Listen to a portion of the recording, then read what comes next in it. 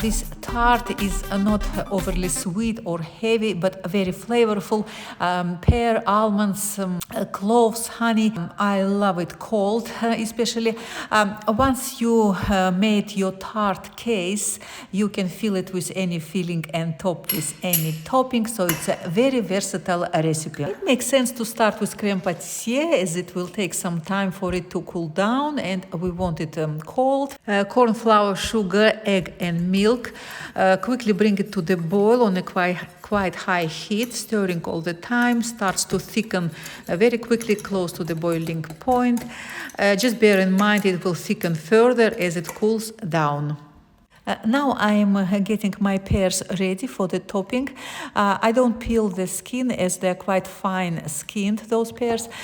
So some honey, cinnamon, cloves, a little bit of water. They're only half submerged, so they half steam, half gently simmer. We don't want them very soft, of course, al dente stage. As the pears simmer away, I would start on a tart case. I'm going to make a very simple, very easy pastry here, which takes much less butter than the regular short crust pastry. Tastes exactly the same, I would say. Flour, half a teaspoon of baking powder here. Sugar, don't reduce it any further. It is a minimum of sugar here already. And a butter, which I'm going to melt in a microwave. Instead of sifting the flour, I would just fluff up my dry ingredients with a whisk. Melted butter and 1 egg go in. Now try to get your pastry. It's a quick job. You might need 1 or maximum 2 teaspoons of milk or water. Only do add it extra liquid if you feel it's absolutely necessary and pastry is too dry. It immediately will make a big difference. Very light kneading, bring everything together. There are lots of cracks. Dough doesn't look too good, but that's all right. To the fridge for 15-20 minutes in a patty shape. It cools down quicker and it's also easier to roll out later on. You can make pastry days in advance, but in that case you would need to warm it up at room temperature or it will be too hard to roll. Possibly you don't need to oil the tin, but I do it just in case. And I roll my pastry on a baking paper, so not to add any additional flour, quite thinly to the size of the tin, so it would fill every corner of the tin, and also allowing for some overhang because the pastry will shrink in the oven. So the overhang on all sides prevents the sides of the shell going down and getting shorter in the oven. Will keep the sides of the pastry in place and we will get nice and neat tart shell.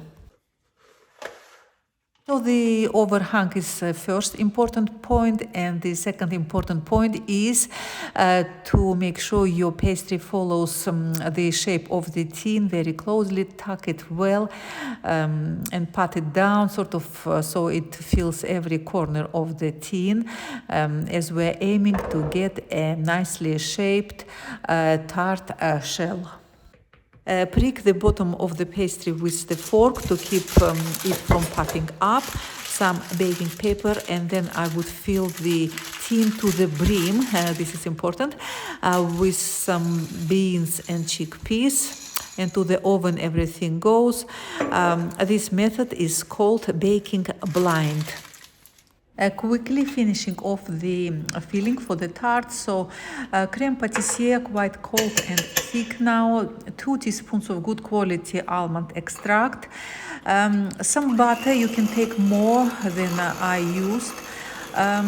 60 grams or so. So I beat it with a mixer for a couple of minutes and then combine it with the crème pâtissier another minute or 2 with a mixer.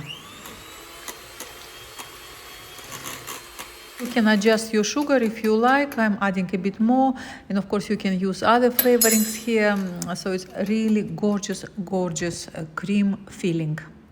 After 15 minutes, take the tart case out of the oven, remove the beans and the paper, and put it back to the oven for another 10 minutes or so to finish it off completely.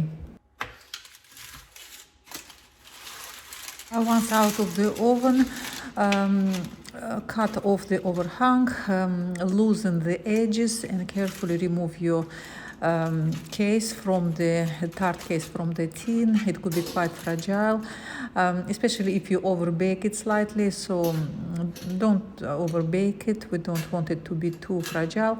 It's quite fine and thin. Slice pears thinly, try to make a pretty slices here. You can use the cooking liquid from the pears to make a shiny glaze.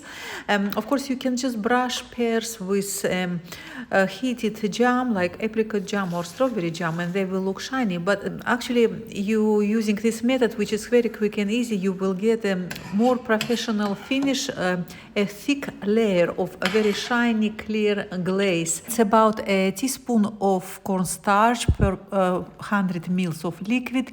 Bring it to the boil, it would thicken up. Apply it right away or let it cool down a bit. I actually have too much cooking liquid here. I should have reduced it down to 100 ml and it would have been enough and it would have tasted more intense. Apply a thick layer of glaze, decorate the top of the cake with some toasted almond flakes, ideally chill the cake a bit. Enjoy. It's a lovely, lovely dessert.